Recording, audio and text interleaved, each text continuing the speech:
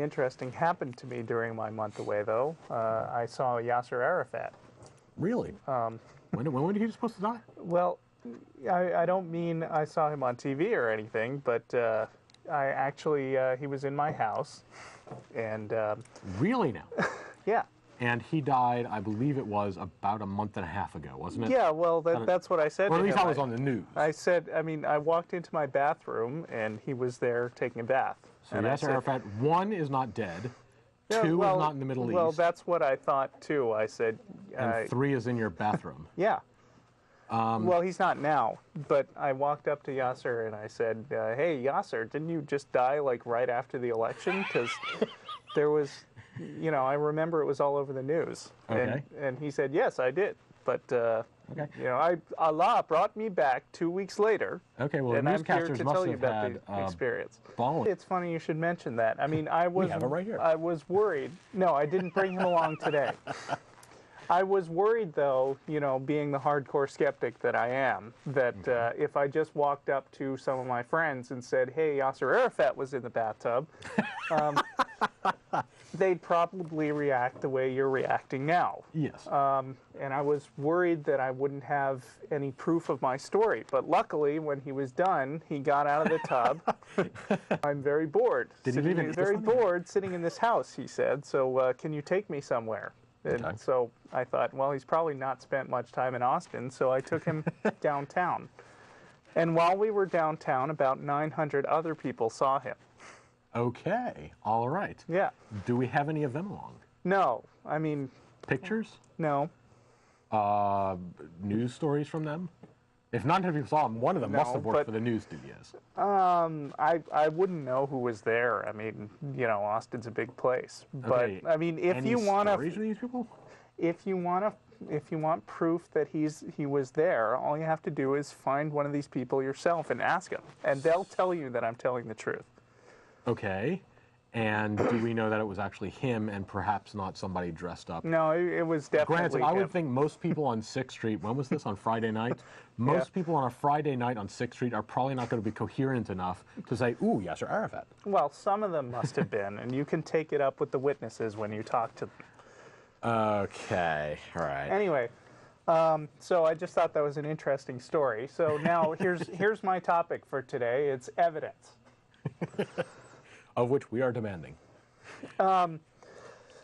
See, people a lot of times ask us atheists, what is the single best argument you can make to prove that there is no God?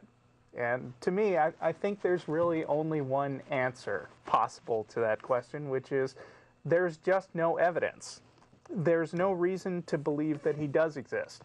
There's all these other arguments that we sometimes make, but those are really just answers to the things that Christians inevitably bring up to prove that there just has to be a God.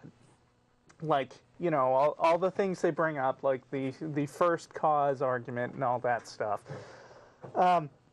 And then they start sometimes, so when I say that, sometimes they start presenting the sorts of things that they consider to be evidence, because they say, well, there's all kinds of evidence for God. The universe is evidence.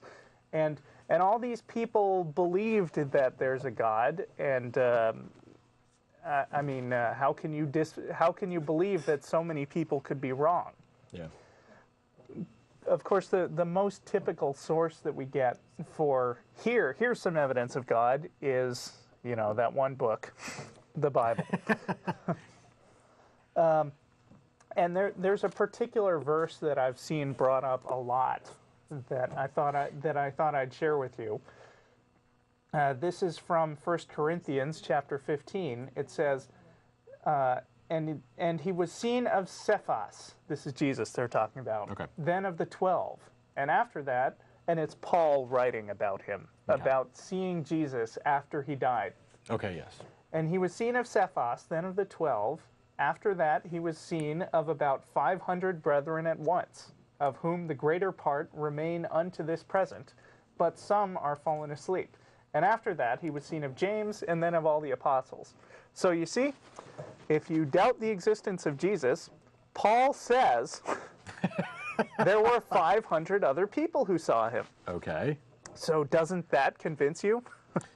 Well, two problems with that. Okay. One, there are quotes, and I believe it's from Paul, that say, as long as it is something that increases the faith, it's okay. Telling someone that you're poor, telling someone that you are rich, either one of those is fine if it brings them closer to God. In other words, you can say things that aren't true. Exactly. You can lie out of your butt. And as long as it brings people closer to God and, increases their faith, then that's okay. That's one issue. Okay. The other issue, more directly, specifically to this one, is, again, if there were 500 people, why did not one of those 500 people, that I've ever heard of at least, write anything else down? Well, that's a good question, but I thought so. asking the question doesn't prove that the 500 witnesses weren't real. No, it does not. In fact, okay, so you agree with that, and by the same token, you would agree with me that just because you didn't see a news story about Yasser Arafat returning from the dead, of course, doesn't prove that he didn't. That he didn't. Of course. Makes it somewhat unlikely. In fact, in the sense that I'm giving the word with that heavy emphasis, prove, nothing. I think a lot of us atheists are fond of saying that nothing ever really gets proven. So the real question is not how do you know what's true and what's not true, because in some sense you just don't, and that's the answer. The real question that should be on people's minds is, how do I know, out of all the possible things I could be believing, which ones I should put my belief in? Which ones should I accept as credible? Okay. Just because you've never seen anybody drink poison and then poof, wind up on a comet, doesn't mean that it didn't happen. So, I mean, really, you can't prove things like that are false. Yeah. It's very hard to prove things that didn't happen, prove negatives. Right. Unless they're logical inconsistencies, you basically can't do it. Show it's unlikely, but... Yeah. Well, so the answer is, you should be skeptical. That's something we try to promote a lot on the show. And I want to point out, being skeptical doesn't mean that whatever somebody says to you, you automatically believe the opposite. That there are sort of caricatures of skeptics that some people like to draw. I'm not just talking about Christians, I'm talking about various pseudoscientists and so forth. It doesn't mean that you just disbelieve or you believe the opposite of whatever anybody tells you. It means until you know something is really true or really false, you don't decide to you don't decide to believe in it or disbelieve it. Yeah. Of course, there's that word again, know. You never really know whether something is true or false, but there comes a point when you've collected enough evidence one way or the other, where the preponderance of evidence points to deciding true or false, one way or the other. And so there's this principle that we refer to often, which is extraordinary claims require extraordinary evidence. The more outlandish the claim is, the less likely you should be to just take it at face value. Yeah. For instance, if you're going to say to me, hey, let's go have lunch. I got $20 in my pocket. I'll treat.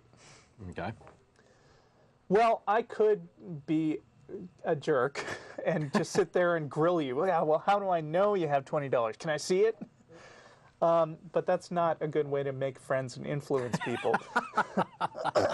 And it's really not worth your time, you know? I mean, unless you're a starving college student. Yeah. $20 is a fairly typical sum for people to be carrying around at least that much. Yeah. It's not that outrageous that somebody would be carrying that much. And even if they don't have it, so you get stuck with the check. Big deal. Yeah. It's not the end of the world. Right. On the other hand, if I were to say to you, hey, let's go buy a sports car. I have $50,000 in the bank. Okay. I'll treat. You just sign your name to this piece of paper. Yeah. Co-sign I'll pay you with back me. tomorrow, I promise. Yeah. Well, I don't care how good that friend is. Yeah. You're gonna want to get some kind of evidence. Exactly. So, more broadly, we're talking about the way that you can decide what to believe and what not to believe, and that's sort of what the scientific method was made up for.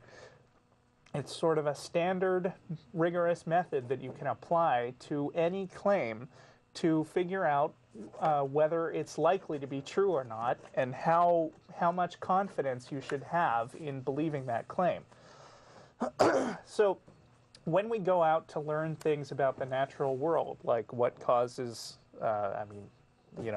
rainbows or wind or whatever you want to ask of the natural world that isn't immediately obvious to your senses, you apply the scientific method to it, which has 4 steps, as you'll learn in a grade school science class. You observe the natural world, look at what's really going on. You make a hypothesis that explains what you're observing. Yeah. You make some sort of guess about what makes things act the way that you definitely do see them acting.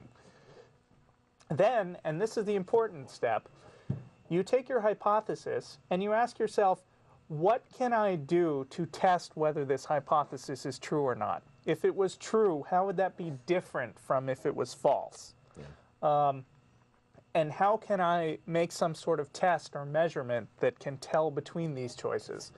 So then you test your predictions, that's step 4, and you decide whether your hypothesis was correct or not, and then it becomes a theory. Yeah. Just thinking of this, there are actually a couple that come to mind really quickly about some early beliefs that people had in nature. Yeah. One, I believe, was that birds were born, as in trees produced birds. Oh, huh. Because they'd wake up in the morning and the birds would fly out of the trees. Right. And they hadn't seen them go there in the night before, so apparently no birds came in. They hadn't Birds seen... left. The tree must have made the birds. Same with flies and meat. Right. They didn't see flies go onto it. They Pasteur. Yeah, I mean, they don't see anything like that. So all of a sudden, flies, meat must have been producing flies. Another good example that might be apocryphal, I mean, the example might not be true, but it makes a good story and it's really easy to understand, is Galileo had always heard that heavy objects fall faster than light objects. So he climbed onto the top of the Leaning Tower of Pisa with a big ball and a little ball, and he dropped them both off, supposedly. Yeah, yeah.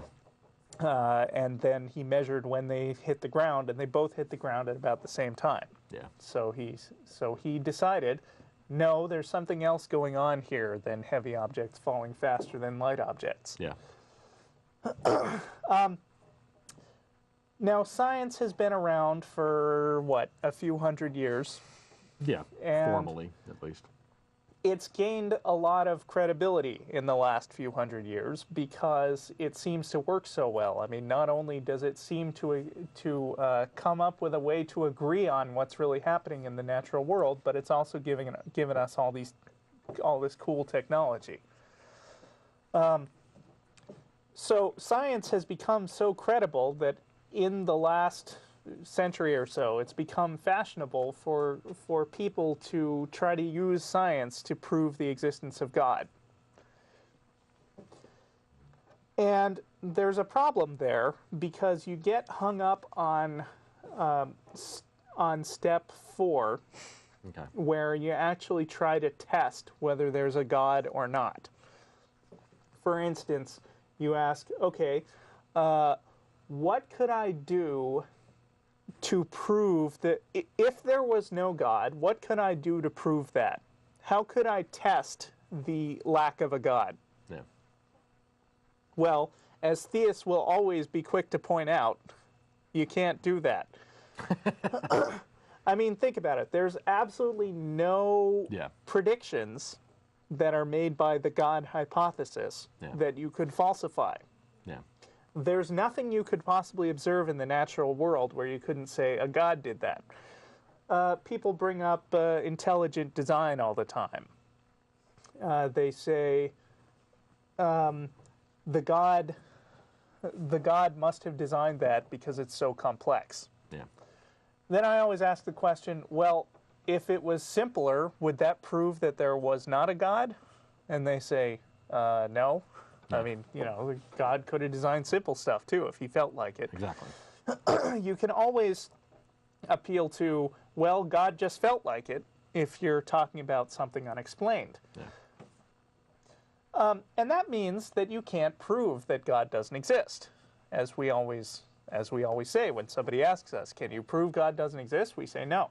Yeah. But it also means that if you want to treat God as a scientific theory, you can't, because there's absolutely no test you could make that could tell the difference between a God being there and a God not being there. Now, because science doesn't deal with the question of God, a lot of people who are going to argue with you often say that science has a naturalistic bias.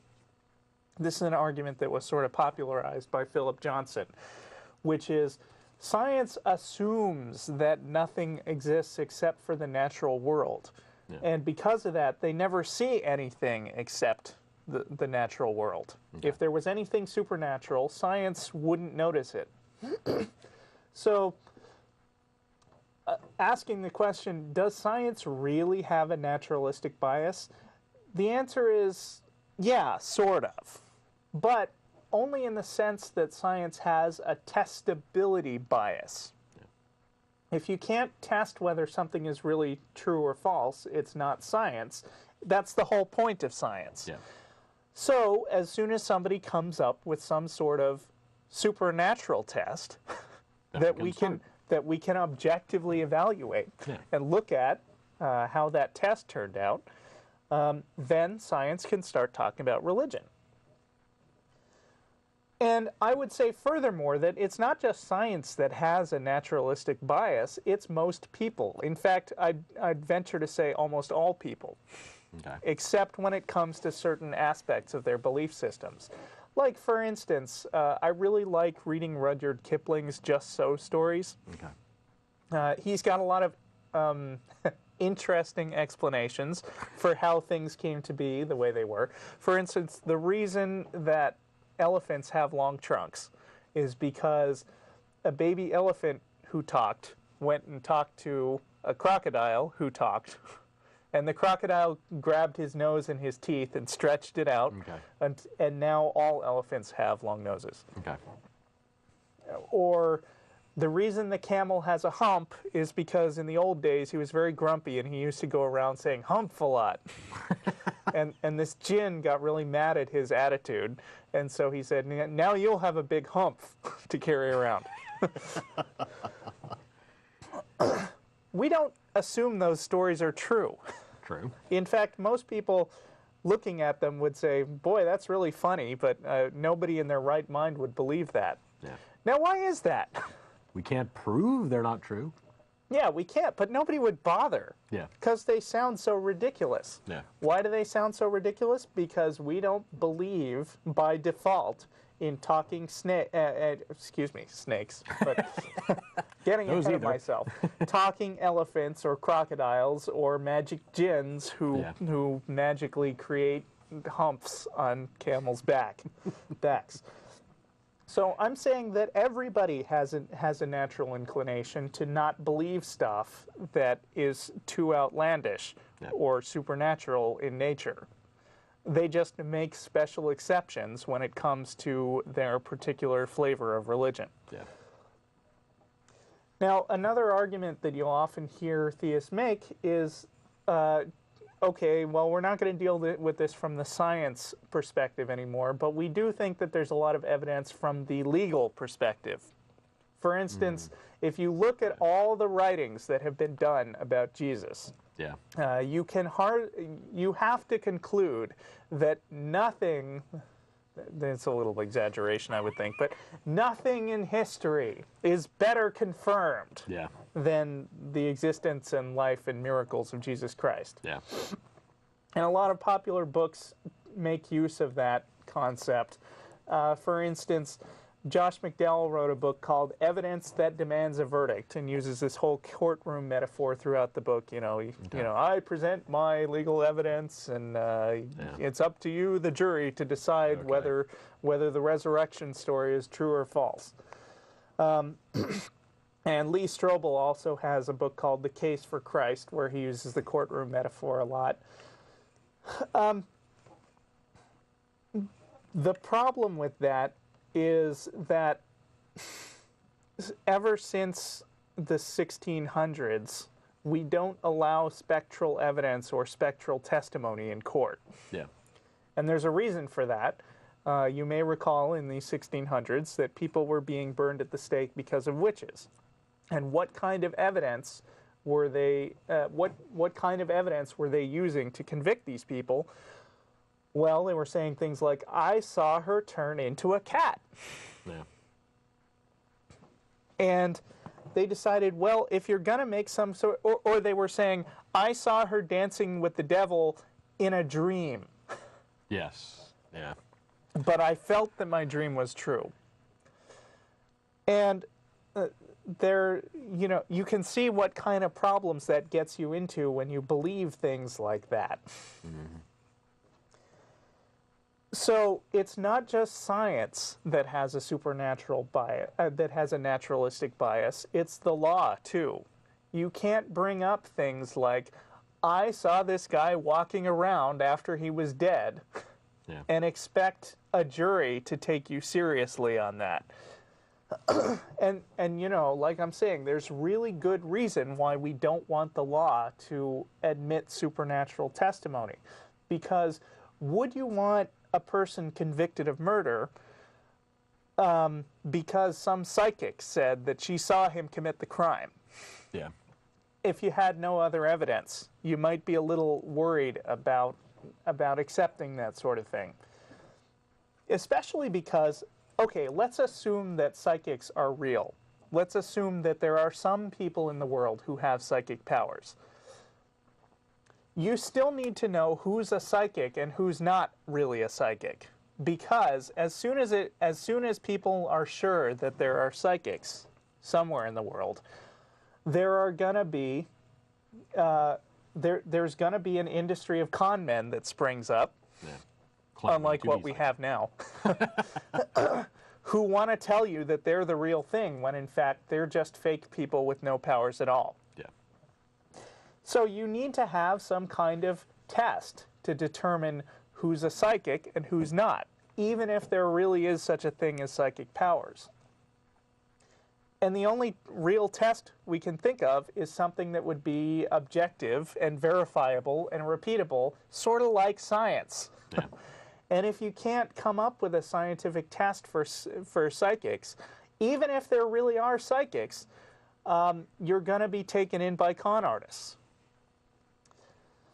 And there actually have been several different tests of psychics. And right. The problem is that there isn't a test, it's that all of them have failed the test. Right, psychics. All right, well, excluding us, obviously. Did you have more to go over? Yeah, I do. Okay. Anyway, to take up where I left off. Yes. Anyone who's serious and actually has a question, please go ahead and use the number and call us. Yes. So you need some kind of evidence to decide what to believe and not to believe, and we have this sort of maxim, which is extraordinary claims require extraordinary evidence. Yeah. And when you say that, sometimes they'll. I mean, when you say stuff about evidence, they'll start bringing up sometimes ridiculous things like, well, you can't prove that the sun is going to come up tomorrow. Yeah. And you can't prove that when you sit down in a chair, it's going to support you instead of you passing right through it. And again, that's true. Just because the sun has risen every morning that I've been alive, and we have historical records saying that it's risen every morning in history, doesn't mean that it's not going to suddenly stop rising tomorrow. Yeah. Just because every chair I've sat in, apart from the broken ones, Just because every chair I've ever sat in has been corporeal, has had physical substance.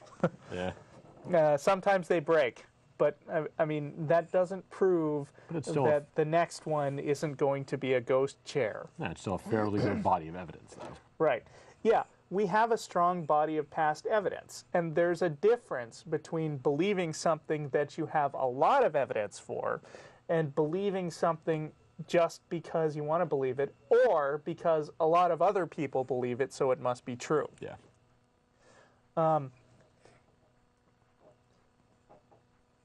Again, extraordinary claims requiring extraordinary evidence. Sitting on chairs is not an extraordinary claim. By definition, it's pretty ordinary just because it happens all the time. Yeah.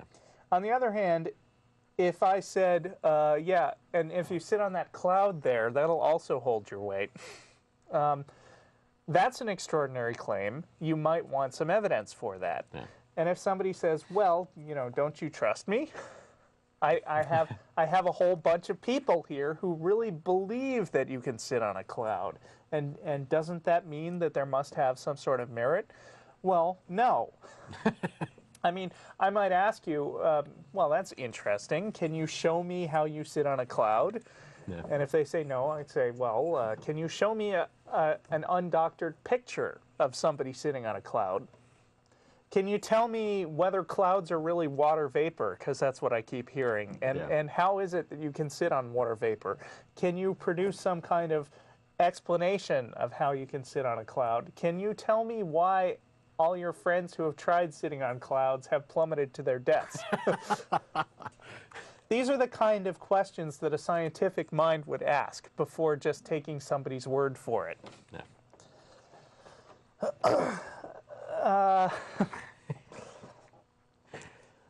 Anyway, what I'm getting to is that you can never absolutely know stuff, but you can really have a pretty good idea of what's true and what's not. In fact, you can have an extremely good idea, sort of beyond reasonable doubt, so to speak. Yeah. A lot of times apologists accuse atheists of not believing that there's such a thing as truth or objective reality. And I will say that there are some people who don't believe in truth or objective reality. I mean, postmodernism is a real movement. There are actually people who say, you know, there's nothing out there. Yeah.